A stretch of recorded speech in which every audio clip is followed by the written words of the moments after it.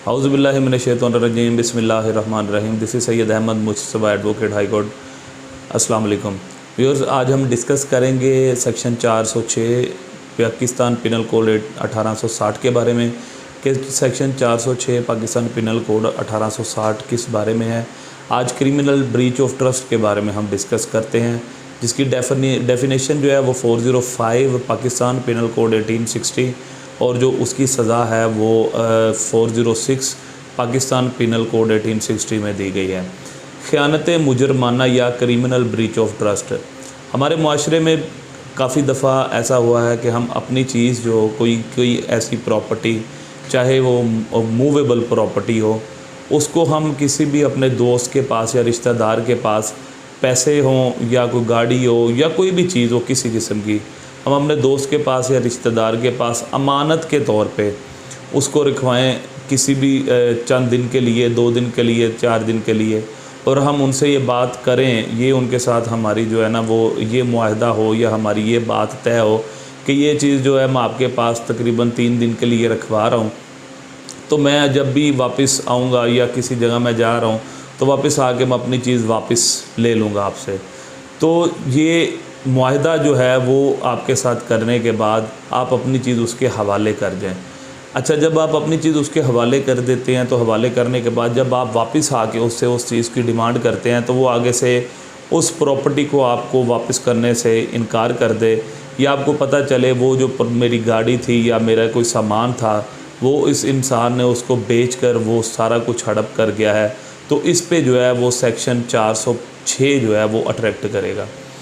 अब हम आते हैं कि जो सेक्शन 406 है कि उसको हम दूसरी तरह से अमानत में ख़यानत भी कहते हैं, और इसमें जो चीज़ हवाले करने के बाद जो इस पे बेएतमादी उस इंसान के अंदर आ जाए और वो इंसान उस चीज़ के ऊपर बेईमान हो जाए, तो इस वजह से इसको क्रिमिनल ब्रीच ऑफ ट्रस्ट का नाम दिया गया है।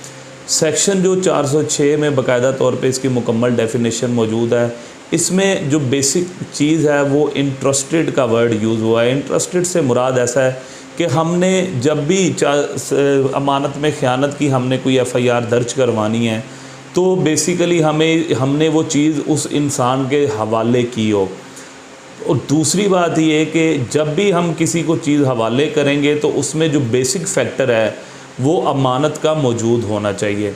अगर अमानत का या ट्रस्ट का फैक्टर मौजूद नहीं होगा तो हमारी 406 की FIR जो है वो अट्रैक्ट नहीं करेगी। इसकी मैं एक छोटी सी मिसाल देता हूँ, एक अपने केस की मिसाल। मेरे पास एक बाकायदा तौर पे एक 406 की FIR आई। उसमें एक शख्स ने अपने किसी रिश्तेदार से जो पैसे लिए थे वो पैसे उधार के तौर पे लिए थे। उसने उसको कहा कि मैंने अपने घर की कंस्ट्रक्शन करनी है तो मुझे कुछ पैसे उधार चाहिए, और FIR की बाकायदा तौर पे यही कंटेंट था कि पैसे उधार के तौर पे मुझे दे दें। और बाद में उसने ये सारी स्टोरी लिखने के बाद आखिर में उसने कहा जी उसने मेरी अमानतन ली हुई रकम को खुर्द-बुर्द कर गया है, जिसकी वजह से इसने अमानत में ख़यानत किया है, तो इसके ख़िलाफ़ FIR की जाए। जब इस तरह का मामला हुआ तो 406 जो है वो उन्होंने 406 की FIR दर्ज कर दी। इसके बाद जब वो शख्स मेरे पास आया तो मैंने in the Lahore high court उस FIR की क्वैशमेंट फ़ाइल कर दी कि ये FIR नहीं बनती, क्योंकि जो जुर्म 406 है वो अट्रैक्ट ही नहीं कर रहा। मेरी जो क्वैशमेंट थी वो लगी जनाब मिस्टर जस्टिस मलिक शहजाद अहमद ख़ान के पास। उनके पास जब वो क्वैशमेंट लगी तो उन्होंने भी यही मुझसे सवाल किया कि लैंड कौंसल आप बताएं कि आप किस तरह कह रहे हैं कि ये जो 406 अट्रैक्ट नहीं कर रहा। मैंने कहा माय लॉर्ड, आप इस पूरी FIR को पढ़ें। जब उन्होंने भी पढ़ी तो वो इस चीज़ पे बाकायदा तौर पे काफ़ी पुलिस के ऊपर गुस्सा हुए, और उन्होंने जो पुलिस ऑफिशियल्स की तरफ से बंदा आया था उसको बाकायदा तौर पे कहा कि नेक्स्ट अगली डेट पे आपने अपने SHO को अपीयर करना है कि वो इस चीज़ को 406 के दायरे में लेके आए। बिकॉज़ जो 406 की बाकायदा तौर पर डेफिनेशन है उसमें इंटरेस्टमेंट का वर्ड यूज़ हुआ है कि चीज़ हवाले की गई हो और ट्रस्ट का फैक्टर हो, अमानत का फैक्टर हो। जब भी कोई प्रॉपर्टी अमानत के तौर पे दी जाएगी तो फिर ही उसको हम अमानत में ख़यानत तस्वर करेंगे। अगर प्रॉपर्टी अमानत के तौर पे नहीं दी गई, कोई आपने वैसे इन्वेस्टमेंट के लिए पैसे दिए थे तो वो उसको खुर्द बुर्द कर गया, या आपने कोई प्रॉपर्टी रेंट पे दी थी उसको, कोई गाड़ी कोई चीज़, या वैसे ही आपने किसी को गिफ्ट किया था, तो वो 406 में फॉल नहीं करेंगे। इसी वजह से जो जस्टिस लाहौर हाई कोर्ट के हुक्म से उस FIR को बाकायदा तौर पे कैंसिल कर दिया गया, क्योंकि उस FIR में जो सबसे बड़ा फॉल्ट था वो यही था कि जब उन्होंने FIR दर्ज करवाई तो उसने इसमें ये चीज़ शामिल कर दी कि इसने मुझसे मकान बनाने के लिए उधार पैसे मांगे तो मैंने इसको अमानतन पैसे दिए। जब इस तरह की वर्डिंग से ये ज़ाहिर हो रहा है कि ये जो पैसे दिए गए थे ये अमानत के तौर पे नहीं दिए गए थे, ये तो उधार के तौर पे दिए गए थे। लिहाजा जो 406 है वो डायरेक्ट अमानत में ख़यानत के लिए डील करता है।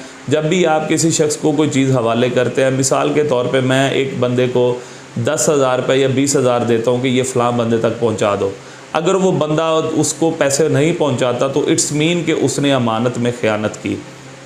मैंने किसी दूसरे शहर जाना है, मैं अपनी गाड़ी जो है या अपनी कोई कीमती चीज़ जो है किसी दोस्त को पकड़ा देता हूँ कि यार मैं सफ़र पे जा रहा हूँ, मैं वापस आके आपसे ले लूँगा, ये मेरी चीज़ अमानतन आपके पास मौजूद रहे, तो इसकी भी जो FIR है वो 406 के ज़िम्मे में आती है। इसकी जो सज़ा है वो 7 साल कैद है और साथ में जुर्माना है। 406 के जितने भी जुर्म जितनी भी FIRs जो हैं वो 406 क्रिमिनल ब्रीच ऑफ ट्रस्ट की दर्ज होती हैं, वो नॉन बेलेबल इन नेचर है। इसीलिए लोग ज़्यादा तौर पे 406 की FIRs करवाते हैं। और लेकिन बाज़ दफ़ा ऐसा होता है कि चाहे करोड़ों रुपए की या अरबों रुपए की चीटिंग का मामला हो तो उस पर 420 अट्रैक्ट करेगा, जो कि एक बेलेबल ऑफेंस है।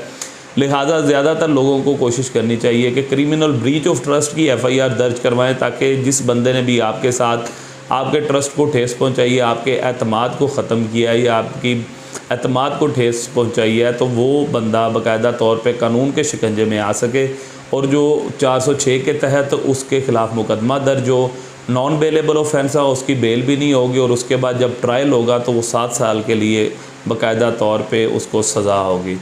तो व्यूअर्स, आज हमारा जो था व्यू वो 406 के हवाले से था। इंशाल्लाह हम अपनी अगली वीडियोस में बाकायदा तौर पे 1 बाय 1 जितने भी पाकिस्तान पिनल कोड 1860 के जितने भी ऑफेंसेस हैं उनकी डिटेल डिस्कशन करेंगे, ताकि आप लोगों के लिए आइंदा दौर में भी, आइंदा वक्त में अपनी जितने भी कोई लीगल मामला आता है उसमें कीमती मुआवनत हो सके और आप इस्तिफ़ादा हासिल कर सकें।